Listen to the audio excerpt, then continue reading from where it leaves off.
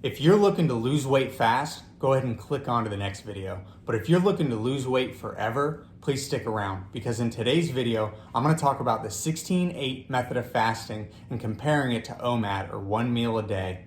What's going on, everybody? It's Ryan Johnson here with Intermittent Fasting with Ryan. And over the last 6 months, I've gone from this to this. I'm looking to ditch the yo-yo diets, lose weight, and help you do the same. And if you're new here and interested in sustainable weight loss goals, please click subscribe now. Hey, so in today's video, again, I'm going to cover the pros and cons of the 16-8 method of fasting, as well as the pros and cons of the OMAD, or the 1 meal a day fasting protocol, and compare and contrast both. I'm also going to cover how you should decide which fasting protocol is going to be best for you in meeting your weight loss goals, as well as be sure to stick around to the end because I'm going to tell you exactly what I have done over the last 6 months to lose over 50 pounds and to continue to lose and meet my weight loss goals. All right, let's get into it. 16-8 versus OMAD is a highly debated topic within the intermittent fasting community. So if you've been intermittent fasting for any period of time or are new to intermittent fasting, you may be aware of the debate that goes on as to which protocol is better, either the 16-8 or the OMAD, 1 meal a day. I'm going to talk about both of those protocols and my take on them and what I've done to lose over 50 pounds in 6 months. But first, let's get started with defining each of them and talking a little bit about the pros and cons of each. So the 16-8 is where I consider intermittent fasting to start.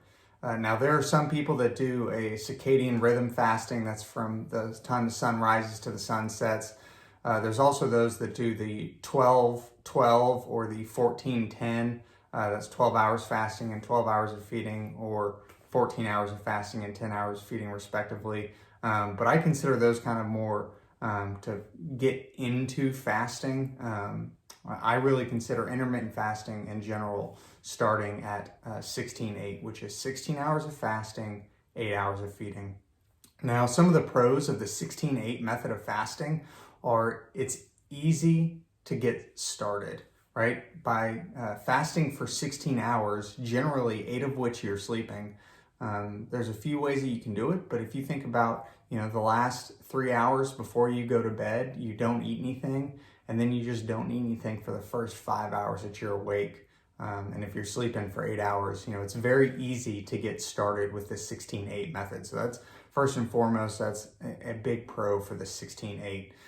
Some of the other things that go along with that is it allows for a lot of flexibility. Some of the flexibility comes in when you consume a large portion of those calories. So if you're doing the 16-8 method, and let's just say, for example, your feeding window is from noon to 8 p.m., depending on what your lifestyle is like and whether or not you're at work or whether you do dinners with your family, when you eat a majority of your calories, you have a lot of flexibility in the 16-8. So you can have a large lunch or a large dinner, or you can kind of space out all your calories in that 8-hour feeding window. But that's definitely one of the things that I like about the 16-8 method, is the ability to decide when you're going to consume a majority of the calories. Another thing that's great with the 16-8 is it's more socially acceptable. So whether you're going out with friends or if you have a family, I know for me personally, I've got a wife and 2 girls, and a lot of the diets that I've done in the past, it's harder to fit those into your lifestyle when you're eating a diet that maybe is different than that of your family's. But with the 16-8 method of fasting, it's pretty easy to work into your life because for the most part, you're just skipping breakfast and any calories in the morning. So that's one of the things that I really like about the 16-8 method. Another thing is you get 4 hours of great fat burn. So generally, every body is a little different, but generally you finish digesting all of the food from your last meal at about the 8 to 12 hour mark. Again, it depends on your body specifically. But let's say if you finish digesting all of your calories from your last meal at the 12-hour mark, you're getting 4 hours of great fat burn. So that's 4 hours where you have no fuel left in your body, no glycogen stores in your muscle or your liver. So for 4 hours, all the calories that you're using are from stored body fat. So it's great for fat loss. Finally, one of the pros for the 16-8 is it just takes less willpower to stick to the 16-8 method of fasting, because at the end of the day, when you really think about it, you're sleeping for 8 hours and you're really just skipping breakfast. So that's a great thing in defense or for the 16-8 method, is it doesn't take a lot of willpower to stick to the 16-8. Now, one of the cons of the 16-8, or I consider probably the only con of the 16-8 method of fasting, and this is just for fat loss specifically, is you do need to be more mindful of the calories you're consuming during that time. So because you are eating in an 8-hour feeding window, you do have the ability to eat a decent amount of calories, which could be more than your maintenance level, which could mean that you're not burning fat and losing weight because you're eating too many calories in the day. And with an 8-hour feeding window, you do need to be mindful of what you're eating during those 8 hours. I recommend you count your calories. It's what I've done to be successful. I'm on MyFitnessPal, link in the description below. With that 8-hour feeding window, you do have to be mindful of how much you're eating. I recommend that you track calories just so that you have an idea and make sure that you're still in that calorie deficit zone, which you need to be for overall fat loss. Now, that's the 16-8. Let's talk about OMAD for a little bit, the pros and cons. Some of the pros for the OMAD are the 1 meal a day. That's 23 hours of fasting typically and 1 hour of eating. Is it's amazing for fat loss. And that's just simply due to the fact that, again, you stop digesting food about 12 hours after your last meal. And so from that 12 to the 23-hour mark, you've got, 11 hours of fat burning, just your body using your stored fat for energy. So OMAD is amazing at fat loss. One of the other things that's great about OMAD, or 1 meal a day, is you don't have to track your calories to near the extreme level that you do with the 16-8, just due to the sheer fact of when eating one meal, it's going to be hard for you to eat enough calories to be in a surplus to make you put on weight. So that's one of the great things, and a lot of the proponents of OMAD is you don't have to track your calories near to the degree that I would recommend that you do when following a 16-8. Additionally, kind of go hand in hand with that, is with OMAD, you can be a little more forgiving of the foods that you eat. Again, just because you're going to be in a calorie deficit when you're consuming all your calories in 1 hour.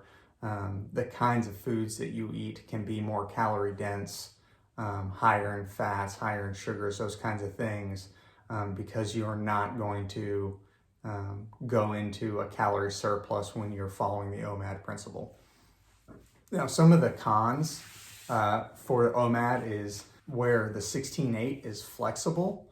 OMAD is less flexible just by the sheer nature of getting all your calories in one meal. Depending on what your life looks like, making sure that you set aside that time every day to eat gives you a little less flexibility. You can't necessarily grab food on the go if it's not within your feeding window, or going out with friends and family. It's going to be a lot tougher when you have to consume all your calories in a single meal.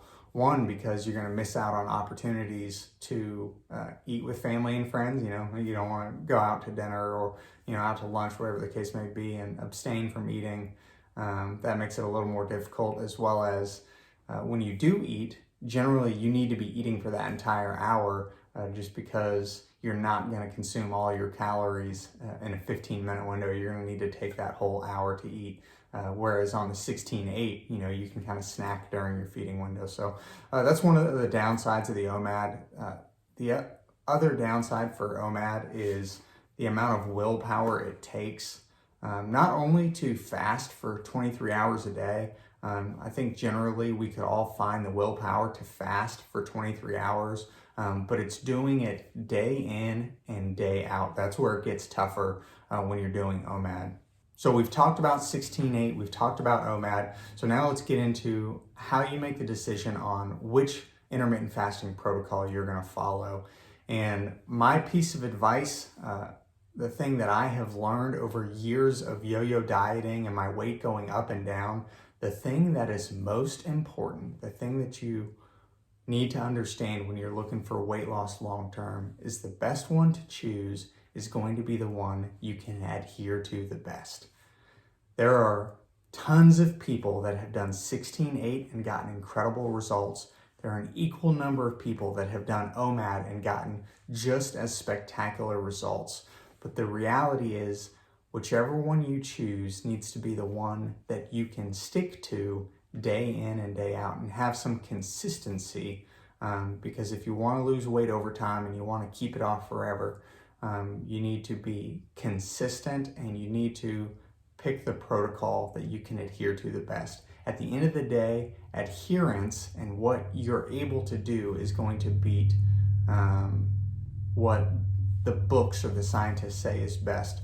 So if you're looking for fat loss, OMAD, or 1 meal a day, is a great way to do it. But if you use all of your willpower, a week or two into OMAD and give up completely, well, then you're not going to reach your goals. So which one do I use when it comes to 16-8 or OMAD or any other protocols? I personally like to change my eating protocol based off of what my life looks like on any given day or week.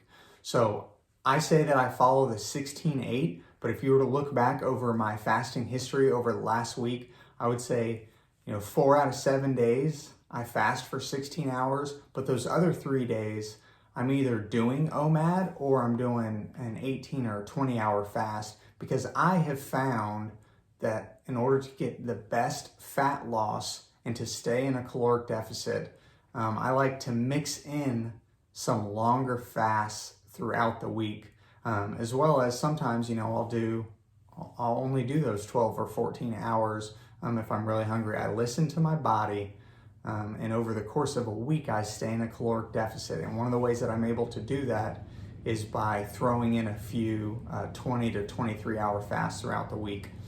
If you want to know exactly how I'm able to work in some of my higher days, I'm going to leave a video on the screen now. Please check that out. That's how I work cheat days and use different kind of fasting protocols to be able to eat extremely high calorie days and calorie dense foods and still be able to lose over 50 pounds in 6 months.